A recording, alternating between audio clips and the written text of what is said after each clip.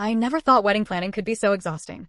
Michael and I had been engaged for a year, and after months of searching, we finally found the perfect venue. A gorgeous estate with a breathtaking garden, elegant chandeliers, and just the right balance of classic and modern. It cost us $25,000, but we had saved up, and I knew it was worth every penny.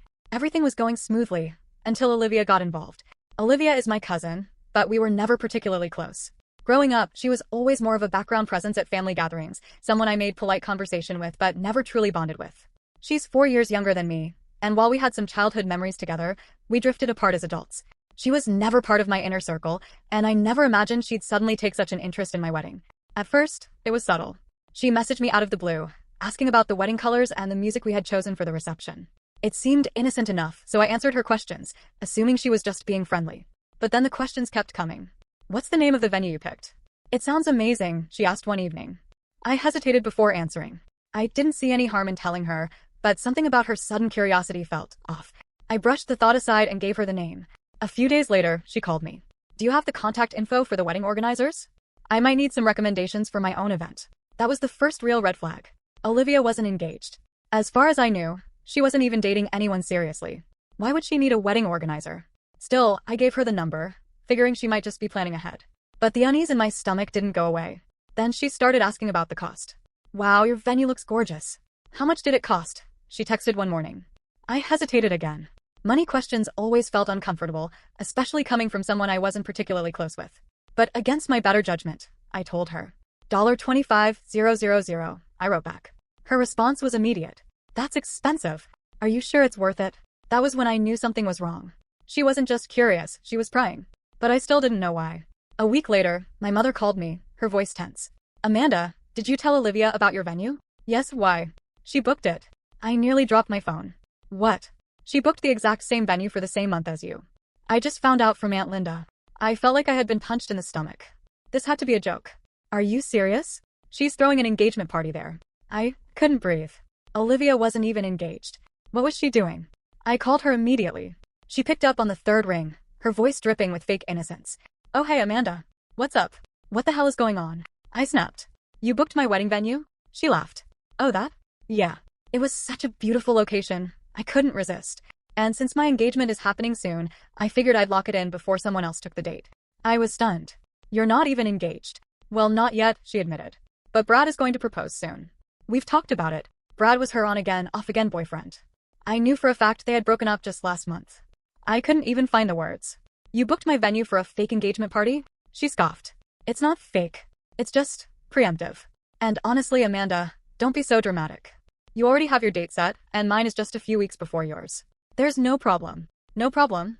She had taken my venue, copied my wedding plans, and was now throwing a whole event just before my wedding. I was fuming. "Olivia, you don't even talk to me regularly, and now you're suddenly obsessed with my wedding? What is this about?" She sighed dramatically. "Look, I just got excited, okay? I saw what you were doing, and it made me realize how much I wanted it too. Don't be selfish." "Selfish?" She was stealing my wedding plans and I was the selfish one?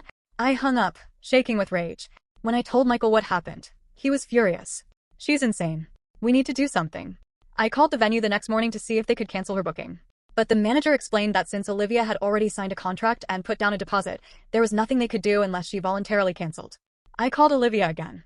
"Cancel your booking." She laughed. "Absolutely not. I already put down the deposit." "Then I'll tell the whole family what you did," I threatened. She hesitated for a moment but then shrugged it off. "Go ahead. I don't care." So I did. At the next family gathering, I made sure everyone knew what she had done. My mother backed me up along with my aunt. Olivia's parents were embarrassed but tried to play it off as a misunderstanding. But then came the final blow. A week later, Olivia called me, crying. "Brad broke up with me," she sobbed. I sighed. "I'm sorry to hear that." She sniffled. "I don't need the venue anymore. You can have it." I froze. "What?" "I'll cancel my booking," she admitted. "But I already paid the deposit, so I can't get my money back." "You win." I should have felt victorious. But all I felt was exhaustion. In the end, Olivia did cancel her booking, and my wedding went ahead as planned. But I'll never forget the sheer insanity of what happened. Some people will go to unbelievable lengths just to insert themselves into your life. And Olivia? She was one of them. I never thought my own wedding would turn into a battleground. But here we are. Planning a wedding is stressful enough without unexpected sabotage from your own family. But Olivia? She took things to a whole new level. Michael and I had been engaged for over a year, carefully planning every detail of our wedding. We finally found the perfect venue, A stunning estate with lush gardens, a grand ballroom, and a view that looked like something out of a fairy tale. It wasn't cheap at $25,000, but it was our dream. We put down our deposit, locked in our date, and started making arrangements. Everything was perfect. And then Olivia decided she wanted the same thing. Olivia is my cousin, but we've never been particularly close. She's 4 years younger than me, and growing up, we were more like distant acquaintances forced together at family events. She was always competitive, always needing to be the center of attention, but I never expected her to fixate on my wedding like this. At first, she was just nosy. She suddenly started asking about my wedding plans, decor, catering, music. I thought she was just being friendly, so I didn't think much of it. But then the questions got more specific. "What's the name of the venue you picked?" she asked casually at a family dinner. I hesitated. "Why?" "Oh, no reason," she said, smiling. "I just love wedding venues. I'm, helping a friend plan hers." I should have lied. I should have known something was off. But against my better judgment, I told her. A week later, I got the news. Olivia had booked the same venue. Not for a birthday party, not for some random event. She booked it for her wedding. A wedding that, as far as I knew, wasn't even in the works. And to top it all off, her wedding was scheduled exactly 2 months after mine. I found out from my aunt, who called me in a hushed, apologetic voice. "Amanda, sweetheart. I just wanted to let you know Olivia put down a deposit at your venue." I nearly dropped my phone. "What?" "She's getting married there in 2 months, after your wedding." I didn't even know Olivia was engaged. I called her immediately. She answered on the second ring, her voice annoyingly cheerful. "Hey, Amanda. What's up? Are you seriously booking my wedding venue?" I demanded. She laughed like I had just told her a funny joke. "Oh my god, you're so dramatic." I didn't steal it. I just loved it so much when you told me about it, and Brad and I decided it was perfect for us too. Brad. The same guy she had been breaking up and getting back together with for the past 5 years. The same guy who, last I heard, was still dragging his feet about proposing. "You're not even engaged," I shot back. "Well, not officially," she admitted, "but it's happening soon." And I had to lock down the venue before someone else took it. I felt like I was going to explode. "You could have picked any other place. Why did it have to be mine?" She sighed dramatically. "Amanda, don't be selfish. It's a big estate. There's no reason we can't both use it." I was seething. "Do you realize how awkward this is? People will think it's the same wedding twice. And you scheduled it right after mine." "Well," she said, her voice turning icy, "maybe you should consider moving your date." I actually stopped breathing for a second. "Excuse me. I mean, I already put down a $10,000 deposit, and you could probably still change yours if you wanted to find a different venue." I was so angry I couldn't even form words. Then things got worse. Rumors started spreading in the family. Whispers at gatherings, side glances, sympathetic looks. My uncle pulled me aside at a barbecue and said, "Amanda, honey, is everything okay? I heard there might be some issues with your wedding plans." I frowned. "What issues?" "Well, Olivia mentioned that, well, she wasn't sure if your wedding was still happening. She said there were some financial problems." Financial problems? Michael and I had budgeted everything carefully. There was no issue with money. But Olivia was planting doubts. Over the next few weeks, it got worse. My grandmother called me worried. "Sweetheart, I just want to know, should I cancel my flight?" Olivia told me things are up in the air. "Nothing is up in the air." I practically shouted. But the damage was being done. Vendors started calling confused. "We heard there might be a date change." I had never said a word about changing anything. But Olivia was making it sound like my wedding was falling apart, so I'd be forced to cancel. Then, one afternoon, I got a call from the venue itself. "Hi, Amanda," the manager said hesitantly. "I just wanted to confirm. Are you still moving forward with your original date?" I gritted my teeth. "Yes." "Why?" "Well, Olivia contacted us. She mentioned that you might be switching venues, and she wanted to see if she could move her date up. She was trying to take my wedding date." I was done. I called Olivia, and the moment she picked up, I let her have it. "You need to stop. Right now." She actually had the audacity to sound confused. "Stop what?" "Lying to the family, spreading rumors, trying to take my date. This has to end." She sighed, exasperated. "Amanda, I really don't get why you're so upset. It's not like I'm stealing your husband." I wanted to strangle her through the phone. "You are deliberately trying to sabotage my wedding." "Oh, come on," she scoffed. "You're acting like I'm ruining your life. Maybe the universe is just telling you that another venue would be better." I couldn't even respond. I hung up. Michael and I immediately started doing damage control, calling every vendor and family member to assure them that nothing had changed. We told the venue that under no circumstances should they believe a single word Olivia said about our wedding. A few days later, my mom got involved. She called Olivia's parents, and things exploded. There was yelling, accusations, tears. Olivia's dad was furious with her, but her mother, my aunt, kept making excuses. She just admires Amanda so much. She wants a wedding just like hers. Admiration? This was obsession. But in the end, Olivia didn't get what she wanted. The family turned against her when they realized what she was doing. My grandmother called her out in front of everyone. "You should be ashamed of yourself, Olivia." She tried to play the victim, saying I was overreacting and being dramatic. But no one bought it. She lost. And on my wedding day, when I walked down the aisle in my dream venue, Olivia wasn't even invited. I never imagined I'd have to defend my own wedding like it was some kind of legal battle, but Olivia left me no choice. After weeks of her trying to sabotage my plans, booking my venue for her own wedding, spreading rumors that mine was cancelled, and even attempting to take my wedding date, I knew I had to fight back. At first, I tried handling it privately. I confronted Olivia directly, told her to stop, and even got my family involved. But nothing worked. She played innocent, acted like I was the one being unreasonable, and kept feeding lies to our relatives. It became clear that she wasn't going to stop until she got what she wanted. So I decided to hit back the smart way. I started documenting everything. Every text message, every email, every phone call, I saved it all. Every time a family member called me, confused because Olivia had told them my wedding was falling apart, I wrote down the details. When I spoke to vendors who told me they had received conflicting information about my wedding, I asked for emails and call logs. I wanted proof of everything. And then I consulted a lawyer. Michael was the one who suggested it. "We can't let her keep doing this," he said one night as we sat in our living room, exhausted from all the chaos Olivia had caused. "If she's actively trying to sabotage our wedding, there has to be something we can do legally." I wasn't sure at first. Would a lawyer even take something like this seriously? But after everything she had done, I figured it was worth a try. I contacted Rebecca Hayes, a wedding and event attorney recommended by one of Michael's colleagues. I didn't even know wedding law was a thing, but apparently it was. When I met with Rebecca, I laid out everything. Olivia's attempts to steal my venue, her spreading false rumors, her repeated calls to vendors trying to disrupt my plans. Rebecca listened carefully, taking notes. When I was done, she leaned forward and said, "You have enough evidence to send her a formal cease and desist letter." I blinked. "A what?" "A cease and desist," she repeated. "It's a legal warning that tells her to stop interfering with your wedding or face potential consequences." I hesitated. "Would that actually do anything?" She nodded. "Oh, trust me, people get scared when they see a letter from a law office. She might think this is just a family spat, but once she realizes you're willing to take legal action, she'll back off." It sounded extreme, but at this point, I was willing to do anything to make her stop. Rebecca drafted the letter, outlining everything Olivia had done and making it clear that further interference could result in legal action. We had it sent to Olivia's address via certified mail. 2 days later, she called me furious. "Amanda, are you serious?"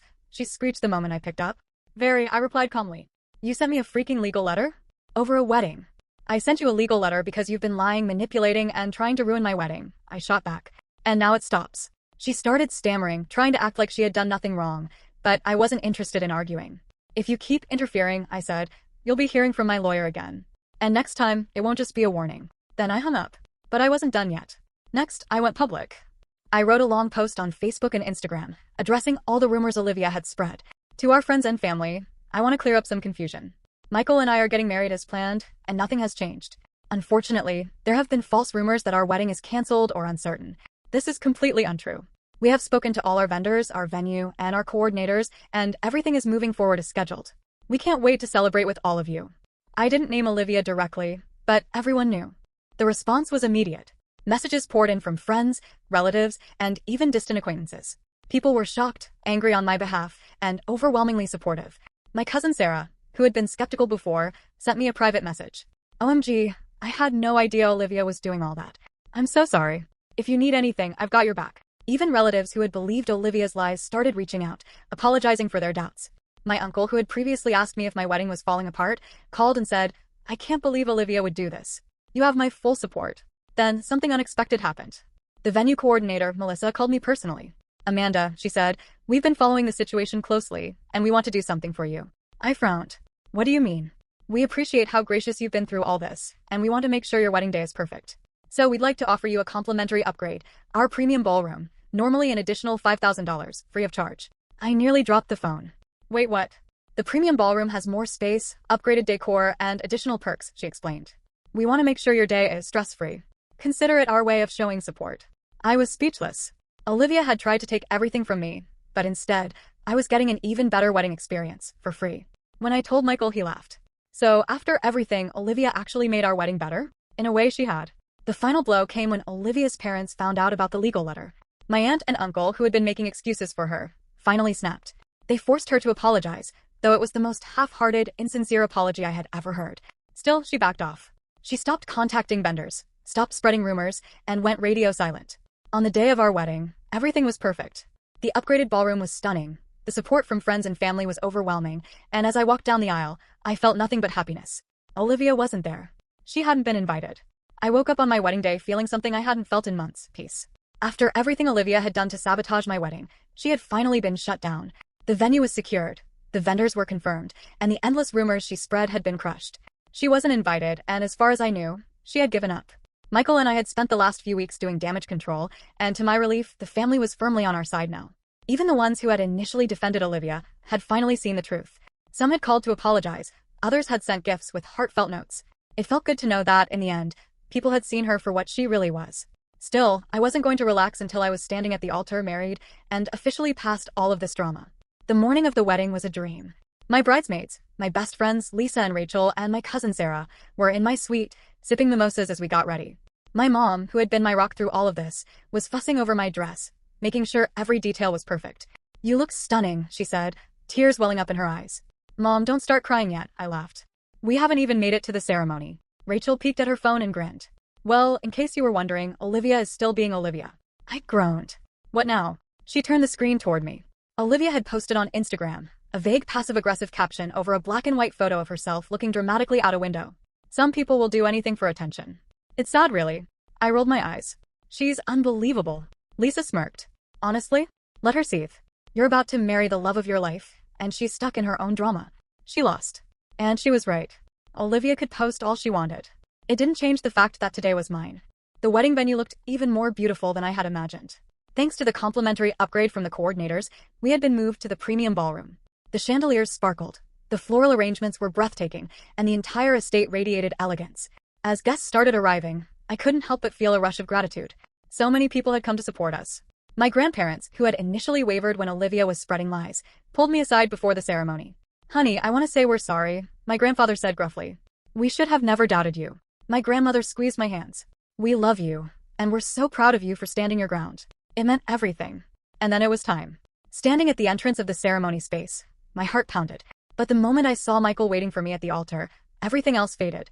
Olivia, the stress, the drama, none of it mattered anymore. I walked down the aisle, surrounded by the people who loved and supported us, and when Michael took my hands, I knew nothing could ruin this. The ceremony was perfect. Our vows were filled with love. Our families beamed with pride, and when the officiant finally pronounced us husband and wife, the cheers from our guests were deafening. At the reception, the energy was electric. The dance floor was packed, the food was incredible, and people were having the time of their lives. Even family members who had been hesitant to pick a side in the Olivia drama were now fully celebrating with us. At one point, my Uncle Greg, who had previously been neutral, came up to me with a glass of champagne. "I misjudged this whole situation," he admitted.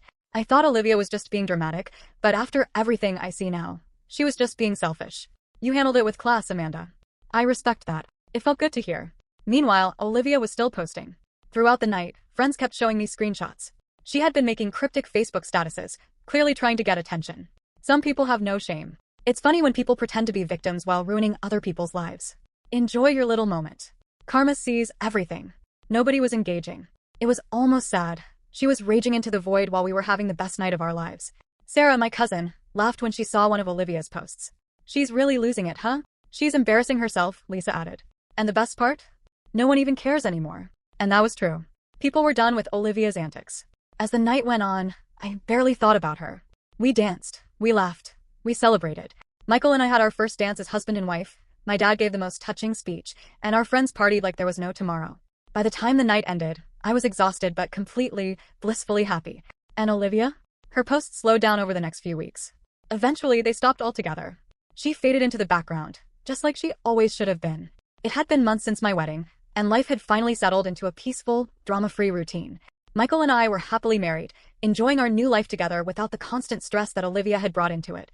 After all the chaos she caused, booking my venue for herself, spreading rumors to try and make me cancel, and posting passive-aggressive nonsense online, I had assumed she would never acknowledge what she had done.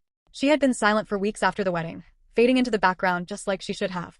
But then, out of nowhere, she sent me a message. It was a long, rambling wall of text. My stomach clenched the moment I saw her name pop up on my phone. I hesitated before opening it, unsure if I even wanted to deal with whatever she had to say. But curiosity got the best of me, and I read it. "Amanda, I know I'm probably the last person you want to hear from, but I need to say this. I owe you an apology. A real one." I frowned, already skeptical. "I was awful to you. I let my jealousy get the best of me, and instead of being happy for you, I made everything about myself. I spread lies, I tried to manipulate people, and I was selfish. You didn't deserve any of that." I sat back stunned. Olivia had never, in all the years I'd known her, admitted to being wrong about anything. She continued. The truth is, I was jealous. Not just of your wedding, but of your life. You have everything I wanted. A stable relationship, a fiancé who actually wanted to marry you, and a family who supported you.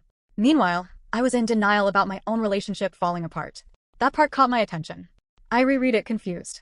Last I had heard, Olivia was still engaged, technically.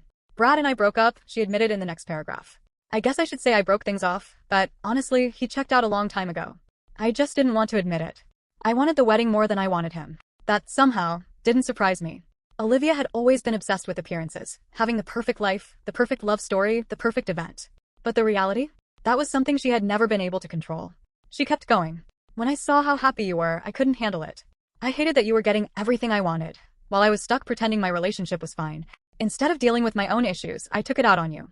I tried to ruin your happiness because I was miserable. For the first time, Olivia was actually admitting what I had suspected all along. She ended with, I don't expect you to forgive me. I wouldn't if I were you. But I needed to say it. I'm sorry, Amanda. For everything. I stared at the message for a long time processing it. I had spent months dealing with the mess she created. The stress, the rumors, the unnecessary drama. She had nearly ruined what was supposed to be the happiest time of my life. And now, here she was, finally admitting what she had done. Michael walked into the room and immediately noticed my expression. What's wrong? I handed him my phone. He skimmed the message, his eyebrows raising. Well, he muttered. Did not expect that. Yeah. He set my phone down and studied me. How do you feel about it? I sighed. I don't know. I mean, part of me appreciates that she's finally admitting it. But another part of me doesn't trust her, he finished. Exactly. Michael nodded. Look, I get that she's saying the right things now. But you don't owe her anything, Amanda. You don't have to be friends with her just because she finally feels bad. He was right. So I thought about it for a while before finally replying. Olivia, I appreciate the apology. I really do. I hope you're able to work through everything you're dealing with, and I wish you the best moving forward. But after everything that happened, I think it's best if we keep our distance. I can't just go back to pretending like none of it happened. Her response came almost immediately. I understand. And I'm really sorry again. And that was it. She didn't try to argue, didn't beg for forgiveness, didn't try to guilt-trip me. For once, Olivia seemed to be accepting responsibility. I didn't block her or cut her off completely, but I kept my boundaries firm. No long conversations, no emotional reconnections, just polite, distant acknowledgement if we happened to cross paths at a family event. Meanwhile, Olivia's presence on social media started changing. The passive-aggressive posts stopped. Instead of bitter rants, she started sharing quotes about growth and self-reflection. It was a little cringeworthy, but at least she wasn't playing the victim anymore. And as time went on, she faded from my mind. I realized something important through all of this: boundaries matter.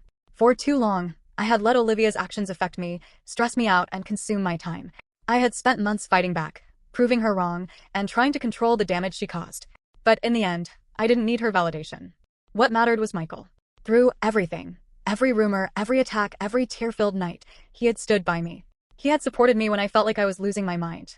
And no matter how much Olivia had tried to tear things apart, she hadn't won. We were happy. And no amount of jealousy or sabotage could change that.